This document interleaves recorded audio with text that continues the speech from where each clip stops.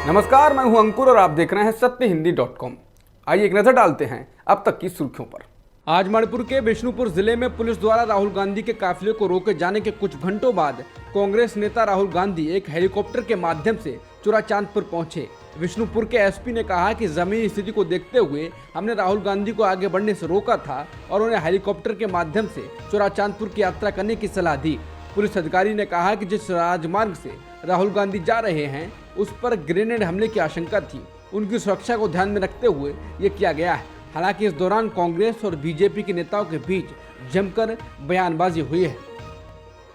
राहुल गांधी के काफिले को रोके जाने को लेकर कांग्रेस नेता जयराम रमेश ने तीखी प्रतिक्रिया दी। कांग्रेस नेता जयराम रमेश ने ट्वीट कर लिखा है, यह दुर्भाग्यपूर्ण है कि मोदी सरकार राहुल गांधी को मणिपुर की राजधानी इम्फाल के बाहर बनाए गए राहत शिविरों में जाकर लोगों से बात करने से रोक रही है। जयराम रमेश ने कहा कि राहुल गांधी को 2 दिवसीय मणिपुर दौरा उनकी भारत जोड़ो यात्रा की भावना के अनुरूप है। उन्होंने कहा कि प्रधानमंत्री चुप रहना या निष्क्रिय रहना पसंद कर सकते हैं, लेकिन मणिपुर के सभी वर्गों को सुनने और उनके जख्मों पर मरहम लगाने की कोशिश करने से जुड़े राहुल गांधी के प्रयासों को क्यों रोका जाए। वहीं केसी वेणुगोपाल ने कहा कि राहुल गांधी के काफिले को बिष्णुपुर के पास पुलिस ने रोक दिया। पुलिस का कहना है कि वो हमें इजाजत देने की स्थिति में नहीं है।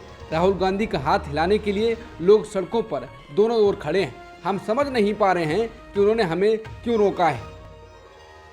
राहुल गांधी के काफिले को रोके जाने के विरोध में पार्टी कार्यकर्ताओं और स्थानीय लोगों ने विरोध प्रदर्शन किया। वहीं दूसरी ओर बीजेपी प्रवक्ता संबित पात्रा ने इस मुद्दे पर कहा कि राहुल गांधी का व्यवहार बेहद गैर जिम्मेदाराना है। संबित पात्रा ने प्रेस कॉन्फ्रेंस कर कहा कि हमें मीडिया के जरिए पता चला है कि राहुल गांधी मणिपुर का दौरा कर रहे हैं। उन्होंने कहा कि जिससे कहीं ज्यादा जरूरी है संवेदनशीलता। हम एक लोकतांत्रिक देश हैं और इसलिए उन्हें मणिपुर जाने से किसी ने नहीं रोका। पात्रा ने कहा कि ऑल मणिपुर स्टूडेंट्स यूनियन ने कल एक प्रेस कॉन्फ्रेंस के दौरान राहुल गांधी के दौरे का बहिष्कार करने की मांग की थी और उन विरासती मुद्दों को गिनाया। उन्होंने कहा कि कई नागरिक समाज संगठनों ने भी आह्वान किया था कि राहुल गांधी को मणिपुर आकर चिंगारी नहीं भड़कानी चाहिए। राहुल गांधी का व्यवहार बेहद गैर जिम्मेदाराना है। पात्रा ने कहा, मैंने हमेशा कहा है राहुल गांधी और जिम्मेदारी कभी साथ साथ नहीं चलते हैं। पटना में हुई विपक्षी दलों की पहली मीटिंग के बाद ऐलान किया गया था कि अगली मीटिंग शिमला में होगी, लेकिन अब जानकारी दी गई है कि ये बैठक बेंगलुरु में होगी। एनसीपी चीफ शरद पवार ने गुरुवार को जानकारी दी कि विपक्षी दलों की मीटिंग 13 और 14 जुलाई को बेंगलुरु में होगी। एनसीपी प्रमुख ने पटना में हुई 23 जून की बैठक का जिक्र करते हुए कहा कि पटना में विपक्षी दलों की बैठक के बाद पीएम मोदी बेचैन हो गए, जिसमें 15 विपक्षी दलों के नेता बिहार की राजधानी में शामिल हुए थे। भीम आर्मी के प्रमुख चंद्रशेखर आजाद ने अपने ऊपर हुए जानलेवा हमले के बाद एक लंबा ट्वीट कर राज्य सरकार को निशाना बनाया है। आजाद ने लिखा है, कल घात लगाकर मेरे ऊपर किए गए जानलेवा हमले की निंदा करने और मेरी प्रति संवेदना प्रकट करने वाले मित्रों, नेताओं व शुभचिंतकों का दिल से आभार प्रकट करता हूं। कल की तरह की घटना आज भले ही मेरे साथ घटी है, लेकिन आगे किसी भी समय ऐसी घटनाएं किसी भी दूसरे राजनीतिक पार्टियों के प्रमुखों और उनके समर्थकों के साथ घट सकती हैं। आजाद ने इन हालातों की राज्य सरकार को जिम्मेदार ठहराया। उन्होंने लिखा है, इसकी 2 वजह हैं। पहला ये कि उत्तर प्रदेश की कानून व्यवस्था लगातार बद से बदतर होती जा रही है और दूसरा ये कि सरकार अपराधियों को जाति और धर्म के आधार पर प्रश्रय देकर उसे संरक्षण प्रदान कर रही है, जिससे सरकार समर्थित अपराधियों के हौसले बुलंद हैं। चंद्रशेखर आजाद ने कहा कि उनको आज ना तो कानून का भय है और ना ही पुलिस का। इसके साथ ही उन्होंने कहा कि अगर उन पर हमला हो सकता है तो दलितों, अल्पसंख्यकों और आदिवासियों पर होने वाले अत्याचारों की कल्पना भी नहीं की जा सकती है। उन्होंने कहा कि आप चंद्रशेखर को गोली और बंदूक से ना तो झुका सकते हैं और ना ही डरा सकते हैं और ना ही डिगा सकते हैं। मेरा 56 इंच का सीना असली है, नकली नहीं। मेरे ऊपर हुआ जानलेवा हमला सरकार की विफलता है, क्योंकि प्रदेश की जनता की सुरक्षा सरकार की जिम्मेदारी होती है और मैं भी प्रदेश का एक जिम्मेदार नागरिक हूँ। उन्होंने कहा कि मुख्यमंत्री जी को तत्काल प्रभाव से त्यागपत्र दे देना चाहिए। भारत जोड़ो यात्रा से जुड़ी एक एफआईआर के मामले में राहुल गांधी, जयराम रमेश और सुप्रिया शिनेत को कर्नाटक हाईकोर्ट से राहत नहीं मिल पाई है। भारत जोड़ो यात्रा के दौरान हिट फिल्म केजीएफ चैप्टर 2 के संगीत के कथित कॉपीराइट उल्लंघन के लिए उन नेताओं पर एफआईआर दर्ज की गई थी। इसको रद्द करने के लिए कांग्रेस नेताओं ने कर्नाटक हाईकोर्ट में याचिका लगाई थी, लेकिन अदालत ने एफआईआर को रद्द करने से इनकार कर दिया है। न्यायमूर्ति एम नागप्रसन्ना की एकल पीठ ने बुधवार को 3 कांग्रेस नेताओं द्वारा दायर याचिका को खारिज करते हुए फैसला सुनाया।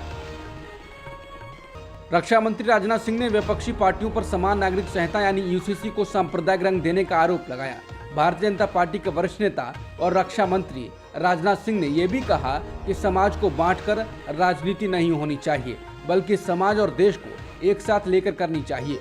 उन्होंने कहा कि हम जो करने जा रहे हैं वो संविधान में लिखा है, हम उस वादे को पूरा करने जा रहे हैं। क्या एक देश एक विधान नहीं होना चाहिए? समाचार एजेंसी पीटीआई के अनुसार बुधवार को राजस्थान के एक जोधपुर में एक सभा को संबोधित करने के दौरान राजनाथ सिंह ने ये बातें कही। कर्नाटक चुनावों के प्रचार की तर्ज पर विधानसभा चुनाव के ठीक पहले राज्य में चल रहे पोस्टर वॉर को लेकर कांग्रेस फंस गई है। कथित कमीशनखोरी के आरोप वाले मुख्यमंत्री शिवराज सिंह के क्यूआर कोड वाले पोस्टर चस्पा करते कांग्रेसियों के सीसीटीवी फुटेज सामने आए हैं। प्रमाण मिलते ही सत्तारूढ़ दल भाजपा एक्शन में आ गई है और उसने डर्टी पॉलिटिक्स का आरोप लगाते हुए कांग्रेस को कटघरे में खड़ा किया है। उधर फोन पे ने भी कांग्रेस को उसके नाम के दुरुपयोग न करने के संबंधी अल्टीमेटम दे दिया है।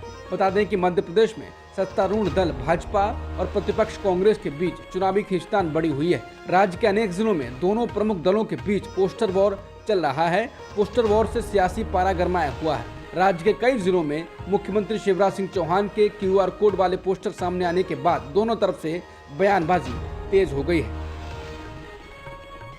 भोपाल में एक कार्यक्रम में प्रधानमंत्री मोदी द्वारा समान नागरिक संहिता यानी यूसीसी की वकालत करने पर सरकार पर हमला करने में नेशनल कॉन्फ्रेंस भी विपक्षी दलों में शामिल हो गई है।